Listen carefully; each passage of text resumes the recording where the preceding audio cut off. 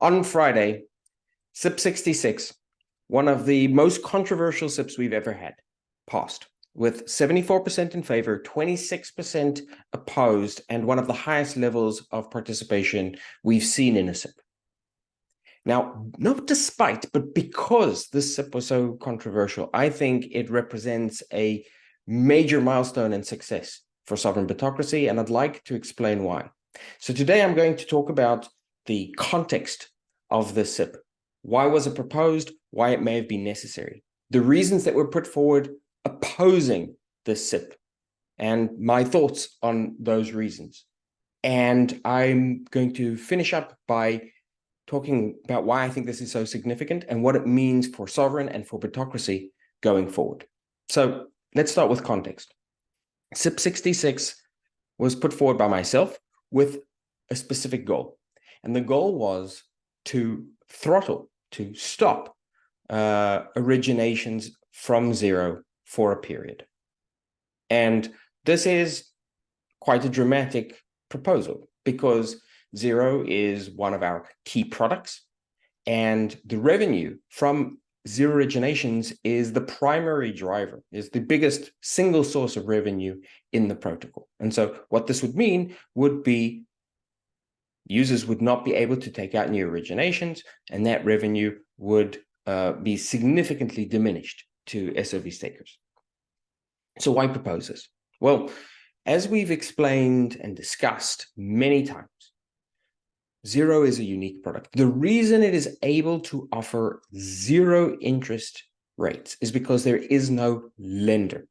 Instead, there is the process of issuing new currency into existence. This is the sovereign dollar, the stable coin that is issued to users when they begin to use zero. But if we don't have an interest rate, and if we're issuing new stable coin into existence, then this means it's a two-sided market, right? Two-sided markets, as we've discussed, are very common in the digital realm. Every marketplace is a two-sided market. And in this particular case, we have borrowers who are the creators, the producers of sovereign dollars, and we have sovereign dollar holders, right? And there needs to be that market between those two users. So what prompted this proposal?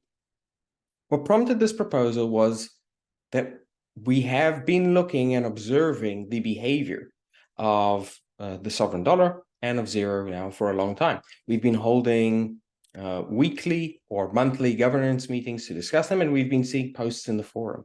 But one key piece of data stood out.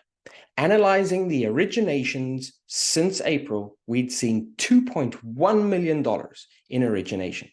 And we'd also seen $2.1 million in redemptions. And not only that, the originations and the redemptions tend to come together, with originations first and redemptions soon afterwards. In other words, since April, we've been seeing a situation where every new dollar originated into existence means a new dollar redeemed. And this has created a situation where lines of credit, especially older lines of credit, are likely to be redeemed against. Why is this a bad thing? Well, because people who are using zero are doing so, at least in part, because they want to hold on to their Bitcoin and see dollar value. They do not, they're doing this as an alternative to selling their Bitcoin. When a redemption occurs, it places them in a situation where effectively they experience the equivalent of selling their Bitcoin. So they're not losing money in that respect, but they are no longer holding on to the Bitcoin that they wanted to be holding on to, which was their primary purpose of using zero. And so if we see a situation where on an ongoing basis, every new origination is effectively cannibalizing old lines of credit, then we have a situation where zero is cannibalizing itself. But we also have an additional concern, which is that the constant interplay at that very point of balance, right? If the system is exactly at that point of balance and has been since April, then this constant interplay between originations and redemptions causes the volatility around the peg to be larger than it should be and creates an ongoing sense of downward pressure. Now, right now, we're in the process of looking to grow sovereign dollar demand, right? We have Exodus announcing that they want to add it to the treasury. We're having other conversations with players who would like to add sovereign dollar to their treasury. We want to see more products introduced that are using sovereign dollar. And so the sovereign dollar peg, its reliability, its reputation is extremely important. And indeed, if we want to grow zero, the most important thing that we need to grow is the reputation and the demand for sovereign dollar. And so we found ourselves, and have found ourselves at least since April, in a situation where there is, on an ongoing basis, demand for originations, demand for zero the products, but its sister product, sovereign dollar, has not been growing. And in fact, we'll find it difficult to grow if it is constantly basically being beat on by zero. So we need to give sovereign dollar the chance to catch up and possibly exceed zero, because if we can drive the growth via sovereign dollar, then the growth in zero will come easily. Okay, so that's the situation that we found ourselves. But then something happened, right? We've been observing and considering this as an issue now for many months and have discussed it. So why introduce this SIP, and in particular, why introduce it with a relatively short period of public comment, a relatively short discussion, and straight to a vote? And the reason is as follows. In practice, we've been having this discussion for a long time. We also now see ourselves in a situation where there is more and more visibility to the sovereign dollar, more parties who are looking at the sovereign dollar, and there's a significant risk right now that if we're not considering the peg, then we will be limiting our ability to grow both the sovereign dollar and zero. And we also have a situation where we've just now passed 25% of funds that have been in line of credit having been redeemed. And so allowing this to continue would be detrimental to effectively all lines of credit. And with collateralization rates at 300%, the ability for lines of credit to avoid redemptions is much diminished. But why did this SIP?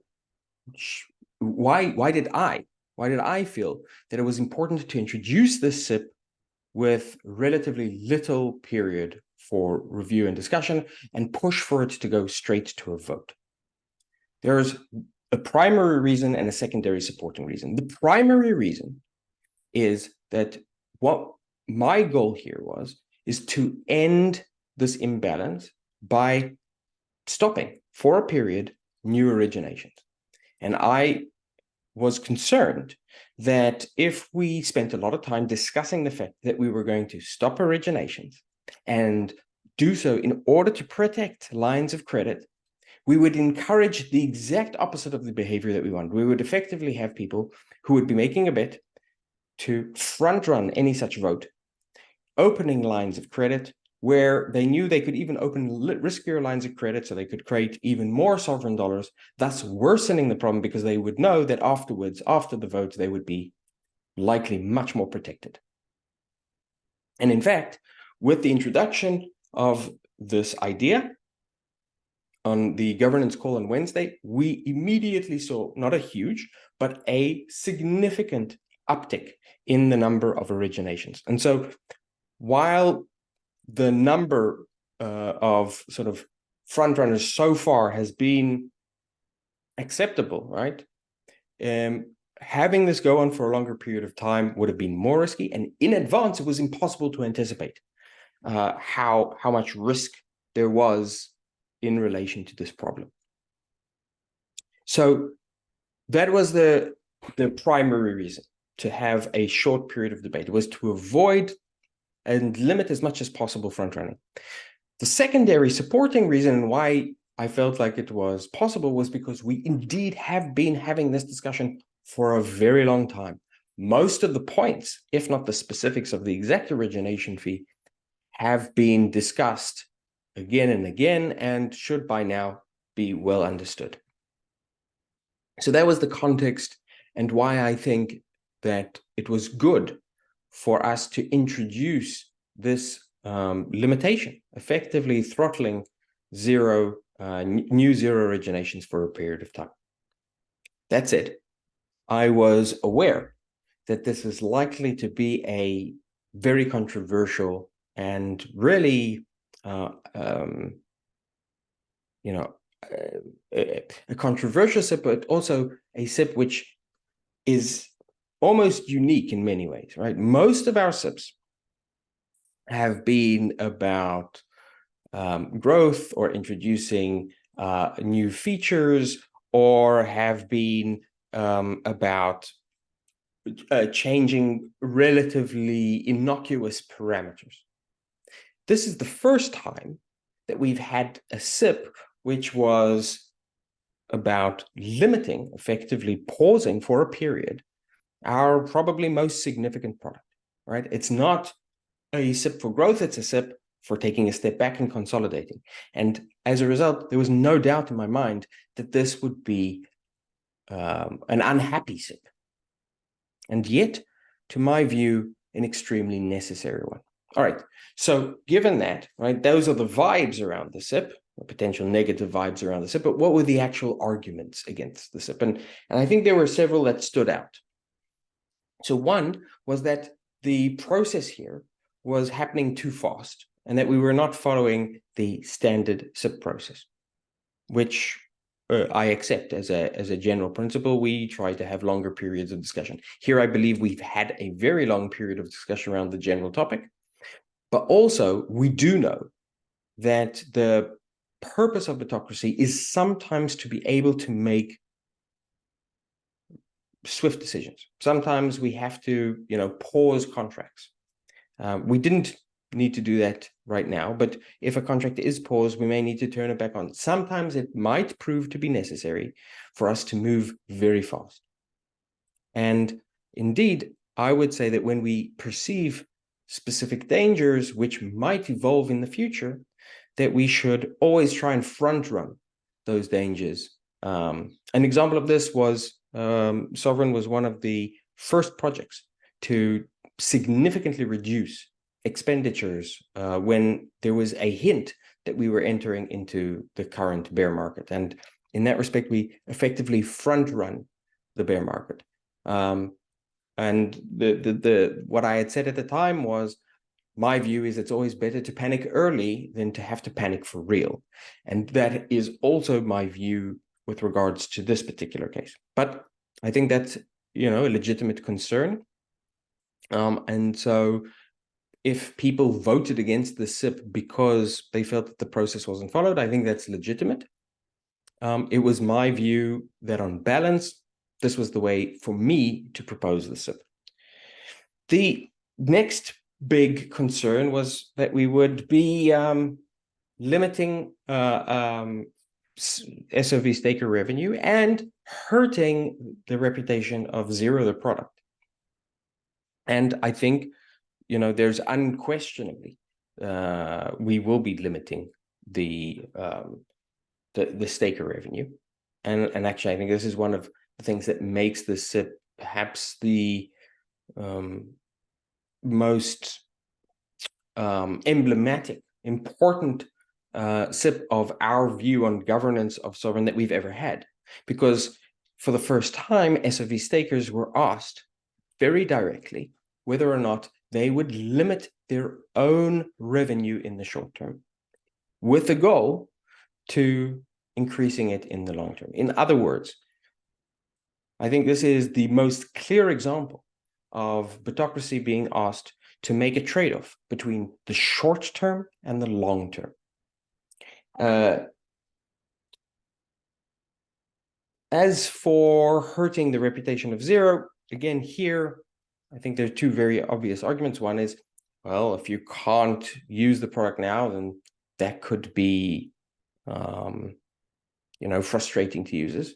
But at the same time, if users who actually have current lines of credit are in a situation where they're being cannibalized and there is no response from Bitocracy, then I think that can be extremely damaging to their view and the overall reputation of zero. So here, I think there are legitimate arguments on both sides. Ultimately, Bitocracy, at least in this matter, seems to view the long-term benefit to be higher in terms of avoiding the cannibalization of stakers, of line of credit holders. The next type of objection was about the actual parameter, right? Why not increase originations by less than, we went to 100% origination, very, very clearly sending a message to users, do not create new originations. And others have suggested, well, we could raise the originations to 7% or 10% or 15% or some other arbitrary number.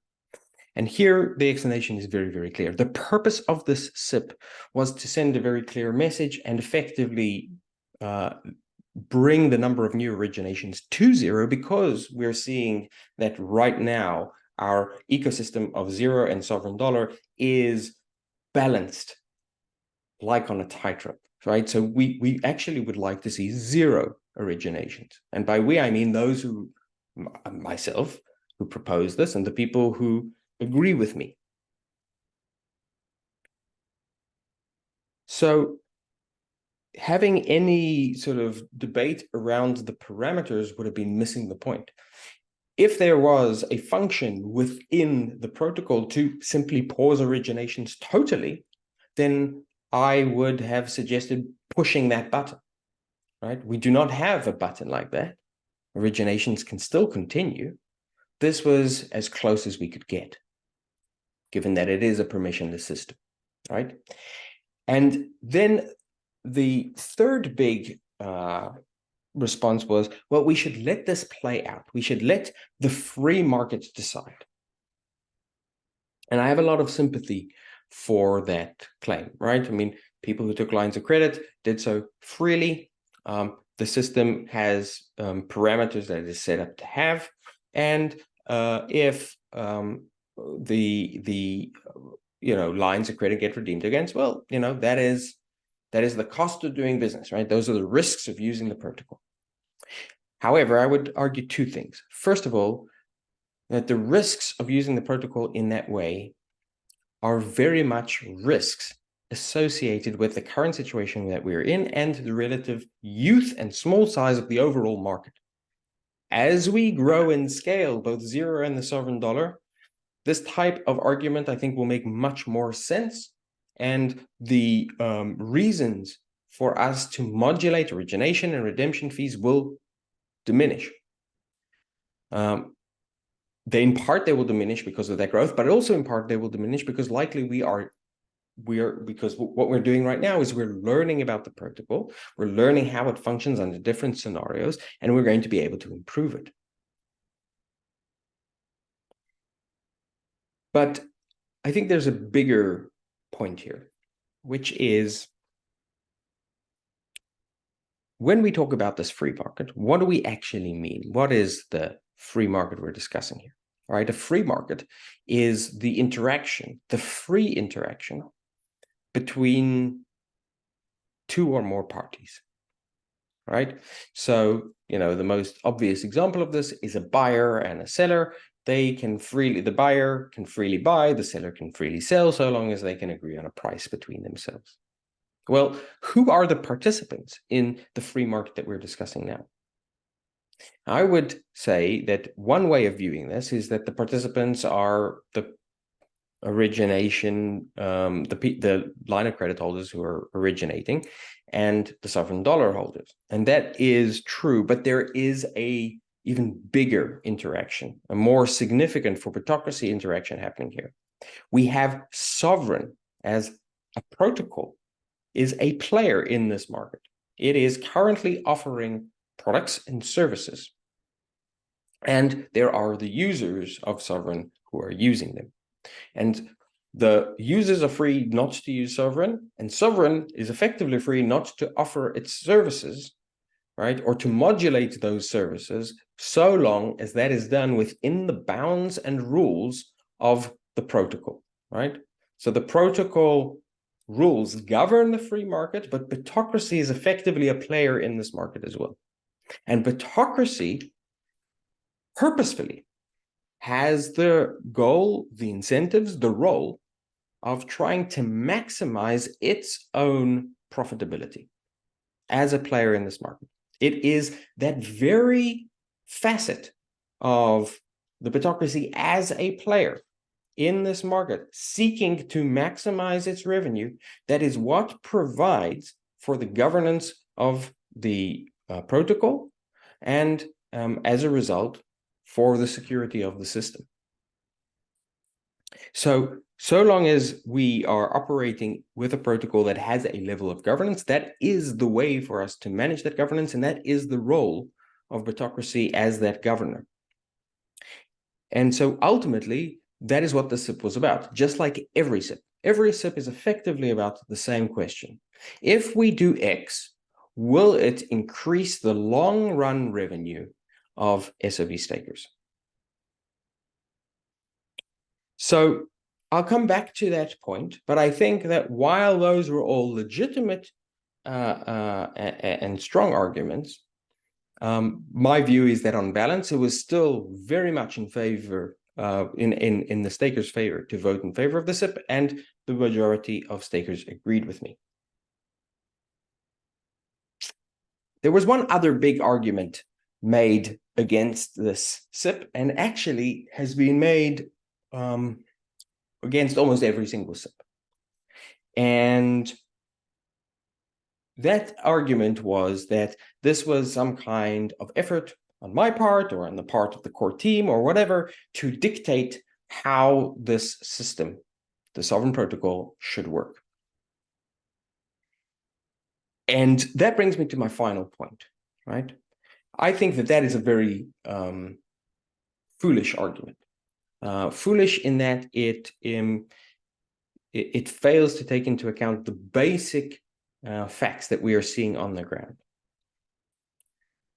And so why was this such an important milestone for Sovryn Bitocracy? Well, almost every single vote that we've had up until now has been pretty much a blowout. And this has been on purpose. We have, as a community, and I personally have avoided introducing as a SIP anything which appeared not to have a high degree of consensus. The purpose of Bitocracy should not be, ideally, to balance between, close-run opinions, but rather to enforce the overall consensus around the protocol of the community, and in particular of SOV stakers. There will be situations that occur which are going to be more controversial, like this one. Now, here, too, the quorum was very high, and most importantly, the SIP passed with 74%. That is a very, very significant. So there was 3 times more voting power behind yes than there was no. And yet this still represented the most controversial SIP that we've had. So why was it important for us to see a controversial SIP?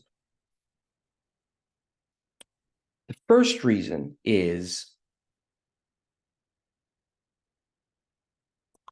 there is that last argument that we've heard. We are frequently hearing that Bitocracy is some kind of kabuki theater. It's a sham of decentralization, right? There's some kind of conspiracy, or there are hidden agendas or whatever. But Bitocracy is very, very simple. It is designed quite explicitly to provide SOV stakers with the opportunity and in the incentives to think for the long term and to vote in their own long-term self-interest. More than that,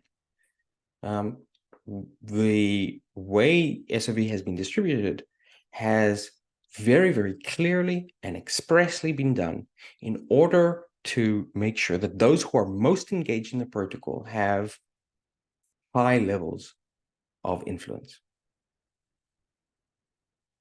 But does that mean that the core team or some shadowy cabal control the protocol? And this vote, more than any other, has illustrated, because it was controversial, that that is not the case, right? Every single time we saw a blowout, high consensus vote, people could argue that there was no real room for dissent. But here, while I, who proposed this vote, was watching it, there was a good chance that it would not pass the 70% votes in favor that is required for, or that would have been required for this to pass.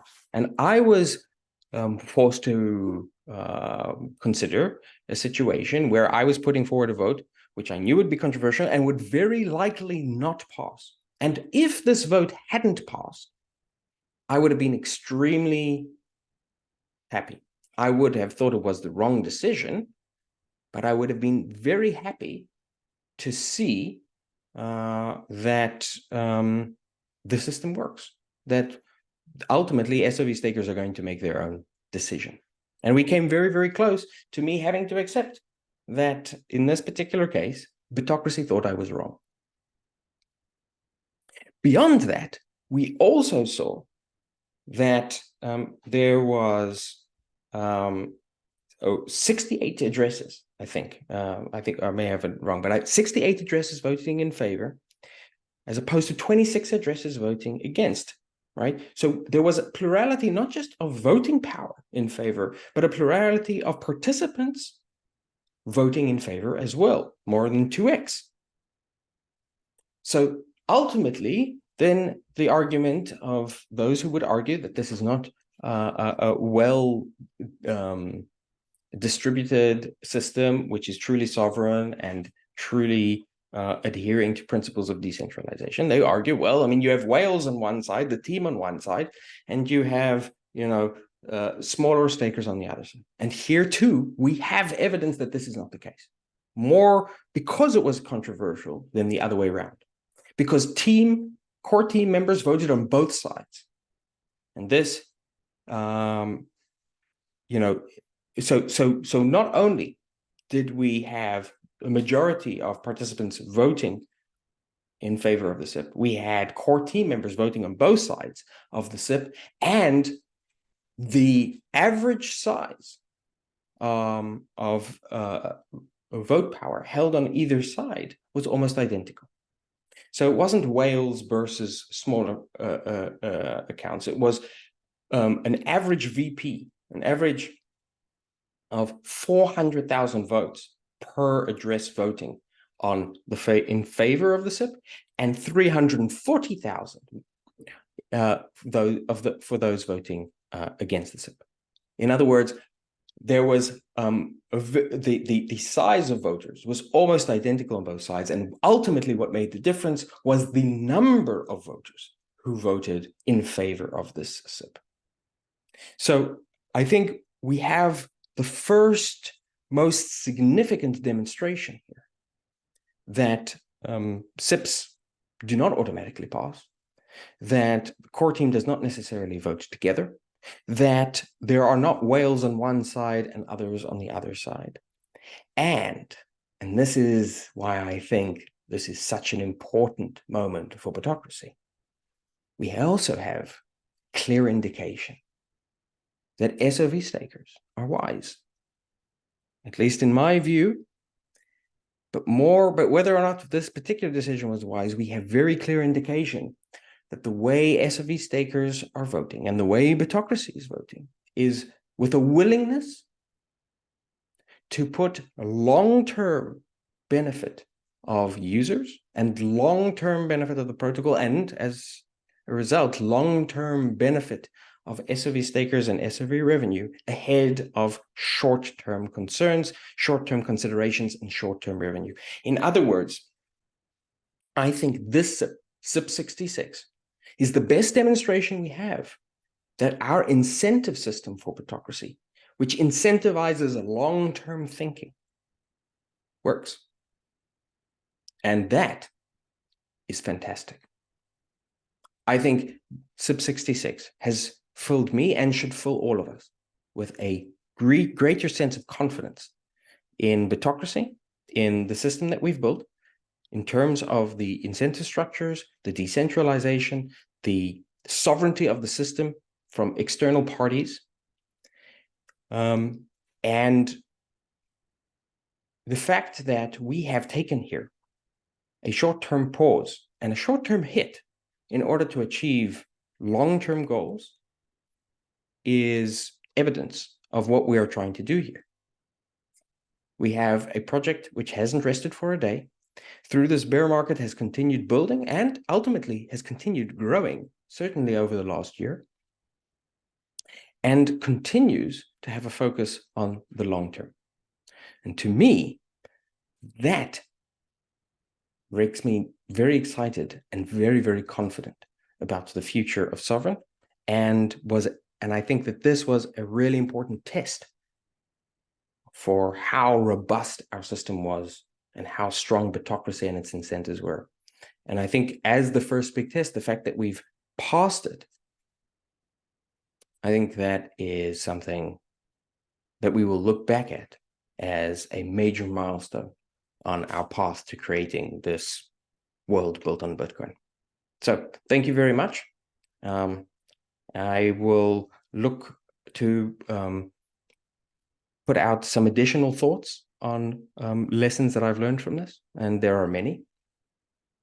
In particular, I think there are ways that we can improve communication and discussions around SIPs and governance even further, which have come to light because we've had a controversial SIP. And so I'll be speaking or writing about those quite soon. But I think I've spoken long enough for now.